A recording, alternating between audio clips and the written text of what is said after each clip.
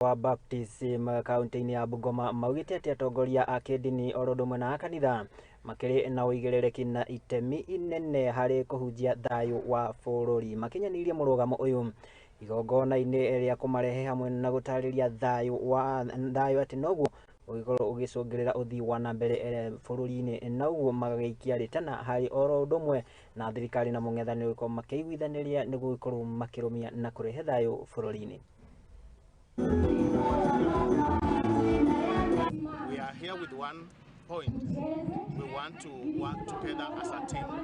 We want to work together under the body of Christ, and we are just preaching peace.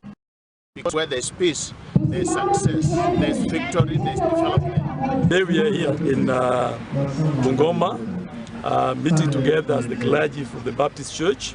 We are today inaugurating one of our own who is going to lead our Baptist churches in the region that is called the Upper Western, and that is Reverend John will be inaugurating today. And that is why here we have the trustees, we have the executive officers, and we have the pastors from the Baptist Convention of Kenya. I want to say that the clergy has a great responsibility to play in this nation, because many times the clergy has been corrupted in the time of elections.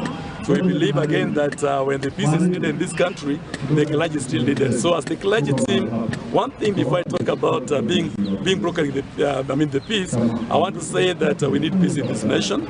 And as a church, let us preach the true word of God. Let us preach peace. Let us preach love, so that we love one another. Na nema tha kana bururi ndungigithie